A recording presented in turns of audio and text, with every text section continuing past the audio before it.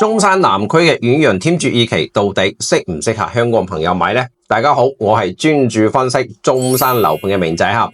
今年咧應該係港人朋友嚟中山買樓嘅高峰期啊。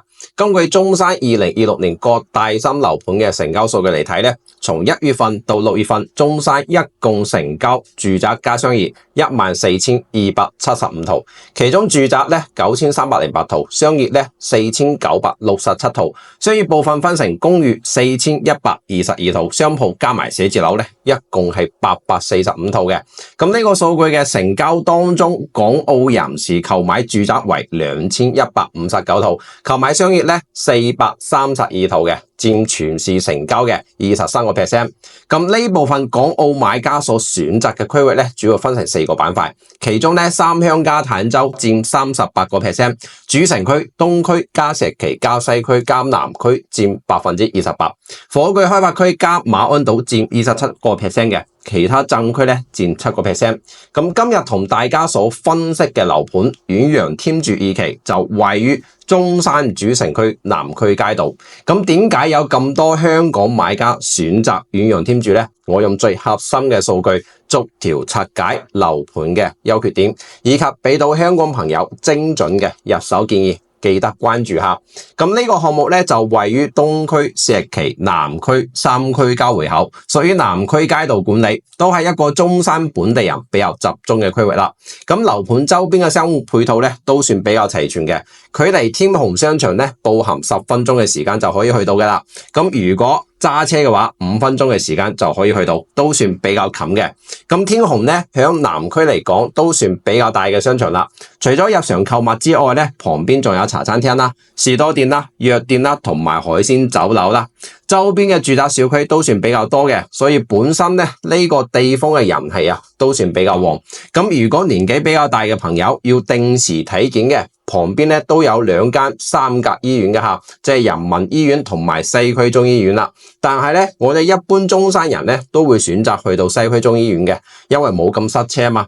而且人民醫院咧好快就嚟要搬遷噶啦。另外咧，南區都係一個比較適合養老嘅地方，因為成個南區一半以上都係山或者公園，所以本身綠化咧都比較高嘅。距離樓盤2公里咧就係國家級嘅中山樹木園吓。咁未嚟過嘅朋友咧，都建議去打下卡嘅。入邊收集超過2200種樹木，係珠三角規模最大嘅城市植物科普基地下，而且最主要咧，全程免費對外開放嘅。所以好多香港街坊朋友咧嚟到中山遠洋天柱睇樓，都係因為周邊一個生活配套同埋居住環境吸引到佢啊。加上嚟到一個新嘅城市，其實最怕咧就係交流不通同埋飲食上邊一個差距。但係咧呢一個位置咧啱啱好又符合晒佢嘅所有要求，飲食方面咧同香港咧都唔會有太大嘅差別嘅。咁我哋再睇翻項目本身嘅一個情況啦。遠洋天柱一共分成2期開發，由國企遠洋操盤。目前咧1期已經售罄嘅啦，2期咧響2025年開盤嘅。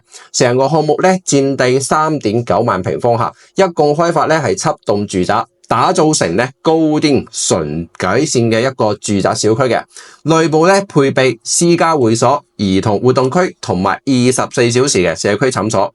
樓盤精裝交付，入邊配備咧華為全屋嘅智能家居客。目前成個樓盤嘅成交均價咧大約係16,500蚊每平方嘅。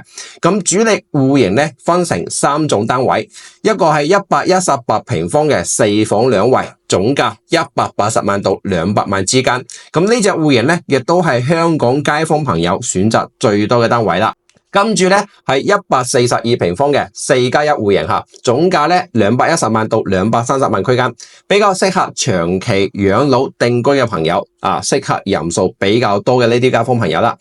最大嘅戶型咧係177平方嘅超大4房，呢套單位啊擁有超過20平方嘅一個大陽台，實用率咧超過100%，屬於樓王單位。但係咧總價比較高，要去到280萬到400萬區間吓。咁樓盤嘅詳細資料包咧放咗喺評論區噶啦，如果需要嘅朋友咧可以免費領取嘅。咁呢個樓盤到底適合邊啲人群入手咧？首先想要現成嘅生活配套，周邊咧又有地方玩嘅，有地方逛嘅，有街市買嘢方便嘅，揸車嫌麻煩嘅咧，嗱，添住二期咧呢個位置基本上可以滿足晒你所有嘅一個要求噶啦。咁其次咧，需要一個好嘅居住環境嘅，唔想去到市中心咁嘈雜，度假式居住嘅。咁南區咧有好多公園綠化，空氣好，平時咧都可以去爬下山、逛下公園，增加呢個生活樂趣嘅。最後咧，對於一個小區質素有比較高嘅要求，想要品牌開發商啦，園林要精緻啦，戶型又要好啦，裝修又要靚啦，嗱，結合埋呢3個方面都符合你要求嘅，咁添住二期呢個項目就值得你花時間過嚟睇一睇啦。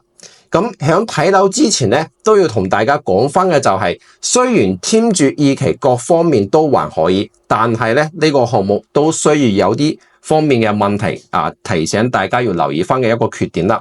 咁任何樓盤咧都有佢唔好嘅地方。之前好多香港朋友嚟到中山買樓中伏瀨嘢咧，其實都係因為冇去了解到樓盤真實嘅一個暗箱啊。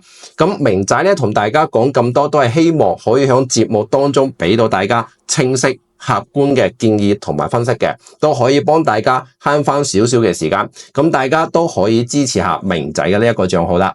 咁好啦，添住二期咧有邊啲缺點咧？我總結咧有3方面嘅問題嘅。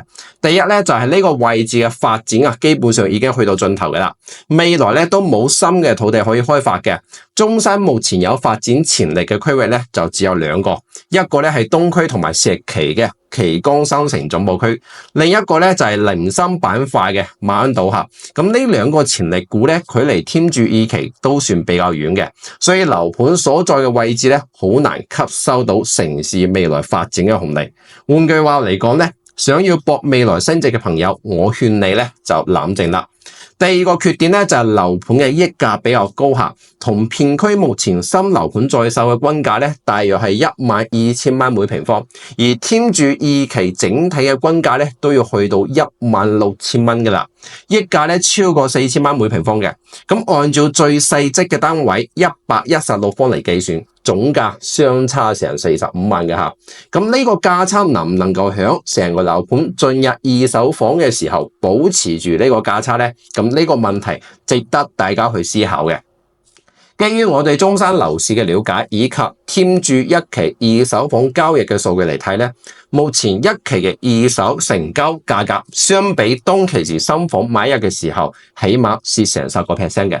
但係咧，又因為一期開盤嘅價格比二期貴，所以目前二期新房嘅成交價格咧，同一期二手成交嘅價格基本上係相等嘅。但係咧，都係再次要提醒翻大家，就係目前添住二期嘅價格依然都存在比較高嘅溢價。第3個缺點咧就係呢個樓盤臨近能愛環同埋高速路，所以部分挨住嘅樓棟咧會存在噪音灰塵影響，需要避開呢啲樓棟。咁如果你對中山嘅樓市仲有啲疑問嘅，對於呢個樓盤仲有其他方面嘅疑問嘅，都歡迎大家喺評論區度評論啦。咁明仔咧睇到會第一時間幫大家回覆嘅嚇。